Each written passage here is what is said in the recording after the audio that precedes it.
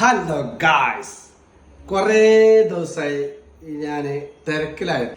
അപ്പൊ വീണ്ടും ഇതാ നിങ്ങളുടെ മുമ്പിൽ കൽത്തപ്പമായിട്ടാണ് വന്നിട്ടുള്ളത്. നല്ല ഉരുളിയില് അടിപൊളി നാടൻ കൽത്തപ്പം.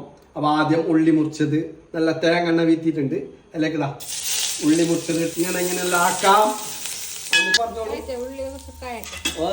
കായണല്ലേ ഗായ്സ്. ഇതാ എത്ര കയ്യില് 10 കയ്യിലാ.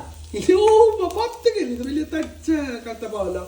1 2 9 10. ഇത് ഉണ്ടല്ലോ ഗായ്സ്. ഇതാ ഇങ്ങനെ മൂടി കൊടുക്കാം. പിന്നല്ലേ ഗായ്സ്, ഇത് നമ്മളെ ഫ്രൈ പാൻ കൽത്തപ്പല്ല, ആ തെളുപ്പുള്ള കൽത്തപ്പല്ല. അതായത് നോക്കിയതാ ഉപ്പ നല്ല കാച്ചണം പുതാ യാപ്പ. 1 1.5 ഗായ്സ്. പണ്ട് ഉമ്മാറെല്ലാം ചുട്ട് തരുന്ന അതന്നെ സെയിം ഇതാ നോക്കിയതാ.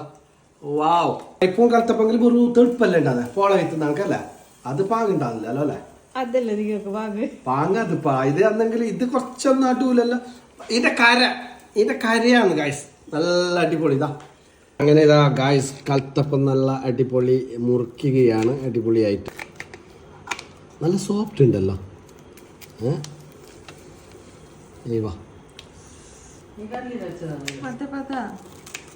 കല്ലിൽ വെച്ചതാ? യെസ്, പണ്ണല്ല, ഇങ്ങനെ നല്ല ഉന്നം പോലുള്ള കല്ലിൽ അരച്ച കൽത്തപ്പാണ് ഗായ്സ്. നല്ല അതാണ് ഇങ്ങനെ സോഫ്റ്റ്. അപ്പോൾ ഏതായാലും ഇതാ നല്ല പൊടിമീൻ ചാറും പിന്നെ കൂന്തൽ മസാലയും. അപ്പോൾ ഇതാ ഉന്നം പോലെ ഉണ്ട് കൽത്തപ്പം.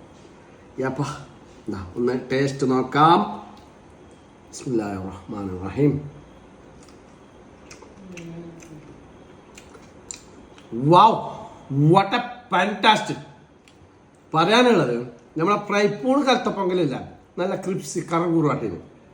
ഇത് നല്ല സോഫ്റ്റ്. ഇതിന്റെ കര ഉണ്ടല്ലോ, കര നല്ല കാഞ്ഞിട്ട് നല്ല കാച്ചണുമ്പായിട്ടുണ്ട് ഗൈസ്.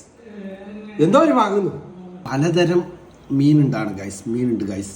ഇതാ ഇത് മത്തിക്കുഞ്ഞി. ഇതാ ഇവിടെ നോക്കിയതാ.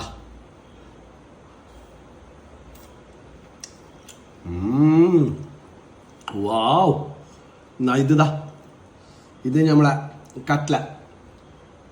ഇതെല്ലാം ഒന്നപ്പാട് ഇട്ടിട്ടാകുമ്പോൾ ഉണ്ടല്ലോ, ചെമ്മീൻ അത് ഇതെല്ലാം ഇട്ടിട്ടാകുമ്പോൾ പൊടിമീൻ കറിയിട്ടല്ലോ വേറെ ലെവൽ, പറയണ്ടില്ല ഗൈസ്. എന്തോ ഒരു വാങ്ങുന്നു. അപ്പൊ ഏതായാലും ഗൈസ് നിങ്ങളൊന്ന് ട്രൈ ചെയ്ത് നോക്കൂ. അടിപൊളിയാണ് ഗൈസ്. Okay, set.